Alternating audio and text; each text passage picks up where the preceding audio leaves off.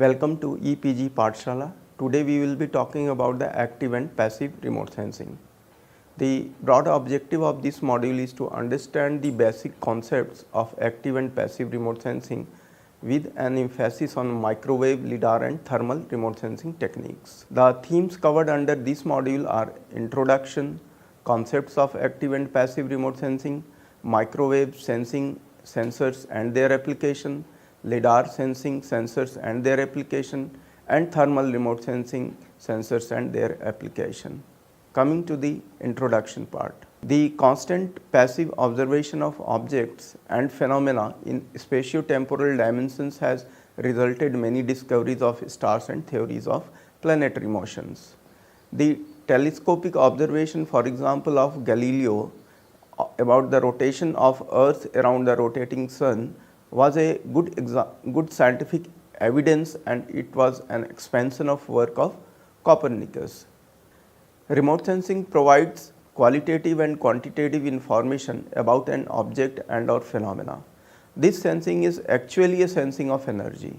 While sensing based on the source of energy used to record this information, the sensing and sensors are broadly classified into two parts, active and passive. Coming to the concept of active and passive remote sensing, as you can see in the figure that in passive remote sensing we measure the naturally available reflected or re-emitted solar energy which is available during the sun's illumination time on the Earth's surface. In this sensing of naturally emitted solar energy such as thermal, infrared is possible both day and night. The examples of passive remote sensors are satellites such as Landsat series, Indian remote sensing series, Spot series from the French, the Iconos, QuickBirds, etc. Now active remote sensing. Active sensors has their own source of energy, and therefore they have the ability to record energy anytime. The sensing in wavelengths that are not sufficiently provided by the suns on the Earth's surface is also possible. The examples of active sensors are lidar, synthetic aperture radar, etc. Now coming to the microwave remote sensing sensors and their applications. Microwave remote sensing includes both active and passive microwave sensors. The microwave sensing is not vulnerable to atmospheric scattering, which is a very good example. Therefore, detection of microwave energy is possible under almost all weather and environmental conditions. Microwaves are capable of penetrating cloud, cover, haze, dust and others except a profound rainfall. Therefore, microwave data can be collected at any time of the day throughout a year. Now coming to the passive microwave sensing. Surprisingly, all objects emit microwave energy of some magnitude, but the amounts are generally very small. A radiometer or scanner detects the naturally emitted microwave energy by its antenna. This emitted energy is related to the temperature and moisture content of the emitted object or surface. The applications of passive microwave sensing is mainly in the field of meteorology, hydrology and oceanography.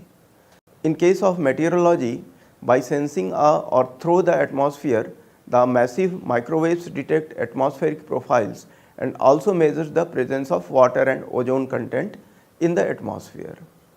In hydrology, passive microwaves are used to measure soil moisture content, which is due to influence of moisture content in the property of microwaves. In oceanographic applications, passive microwaves are used to detect surface winds, sea ice and currents and pollutants such as oil slicks. Now we talk briefly about the active microwave sensing. Active radar sensors emit microwaves in the form of a series of pulses from an antenna looking obliquely at the surface perpendicular to the direction of motion. During the time of interaction, when outgoing microwave pulses hits the target features, some of the microwave energy is backscattered to the sensor, which in turn are detected, measured and timed. The distance or range from the target to the sensor is determined by the time delay. The active microwaves are of two kinds, imaging and non-imaging. Active imaging microwave sensor is radar, where two-dimensional mapping through obliquely looking sensors is done. Active non-imaging microwave sensors, they measure energy only in one linear dimensions. The examples are scatterometers and altimeters. Altimeters are nadir looking sensors and used in topographic mapping, altitude finding and sea surface height estimation. Scatterometers are used to measure the wind speeds over ocean surface based on the sea surface roughness. The terrestrial scatterometers are used for characterization of different materials and surface types. Synthetic aperture radar, or we simply call it as SAR. This is an important imaging active microwave sensor. Here the imaging principle is same as we have studied earlier. The amount of microwaves backscattered by the target features and received by the SAR antenna determines the intensity of a SAR image. The term SAR derives from the fact that the motion of an aircraft is used to artificially create or synthesize a very long antenna, linear array and antenna. The reason for creating a long antenna is to provide the ability to resolve targets that are closely spaced in angles or cross range on ground. To resolve closely spaced target or high resolution imaging in cross range, there is a need of a very long antenna. For a spacecraft, it is difficult to carry such a long antenna that is required for high resolution microwave imaging. To deal with this limitation, SAR capitalizes on the motion of the spacecraft to imitate a large antenna from the small antenna it actually carries on board. The outgoing microwave pulse by the radar antenna sees an area on the ground known as antenna's footprint. A narrower microwave pulses gives a finer details on the ground compared to a wide microwave pulse. Here it is important to note that the microwave pulse width or microwave footprint size is inversely proportional to the size of the antenna. This has been shown in the following diagram. LiDAR remote sensing and sensors and their applications. LiDAR stands for light detection and ranging. Today, LiDAR is a hot area in the remote sensing application. LiDAR is a 3D active sensing technology that records remotely sensed information in a optical wavelength spectrum using lasers. LiDAR measures the distance to or other properties of a target by illuminating the target with outgoing pulses from a laser as a carrier and recording the backscattered signal as an incoming or returning pulse. It is important to know that a pulse is a signal of very short duration that travels as a beam. LiDAR invention. Albert Einstein is credited for the LiDAR development, although he has not invented it. Theodore Maiman at Hughes Research Lab in USA developed a device to amplify light at 694 nanometer wavelength. Thus, he built the first functional laser instrument in the modern history. LiDAR systems came out publicly in 1971 during the Apollo 15 mission, when the astronaut used a laser altimeter to map the surface of the moon.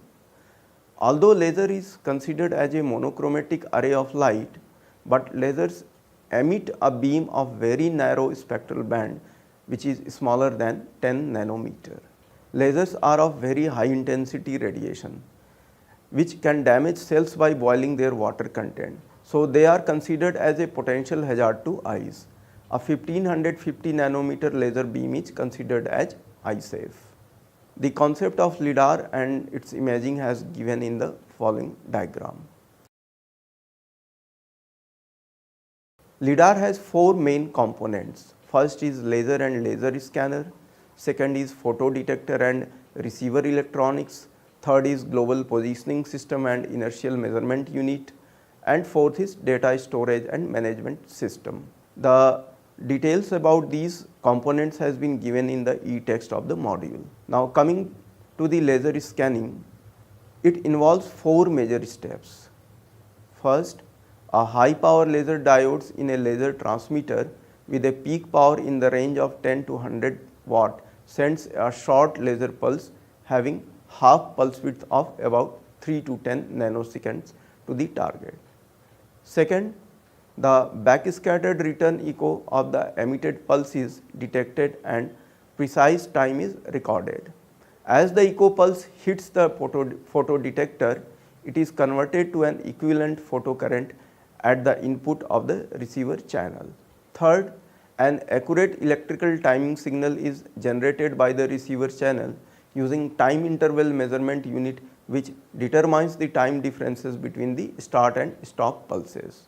And fourth, the distance from the sensor to the target is measured through time delay and is measured in a repeated fashion, thereby creating a 3D map of the inventoried surface. LiDAR has a wide application. It has different applications in different spectrum.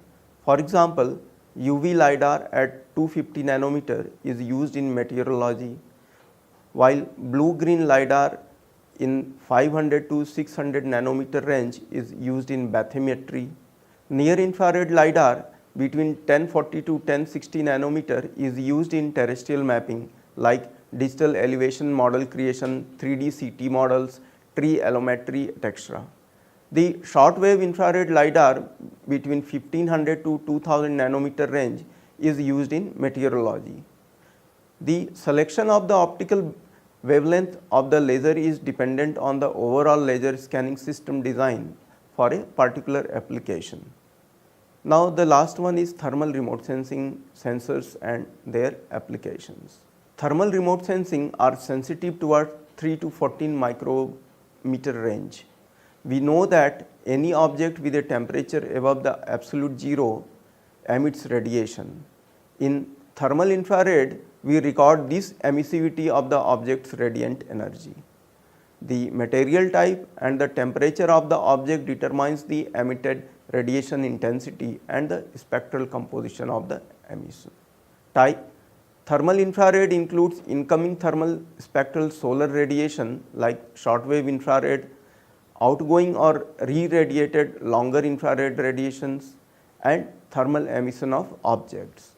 Thus, apart from emissivity, thermal infrared measurement include land and ocean surface temperature, atmospheric temperature and humidity, atmospheric trace gas concentrations, and radiation balance.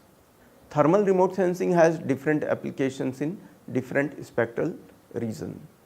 In 3 to 5 micrometer wavelength range, it is used for monitoring hot phenomena such as geothermal activities and forest fires.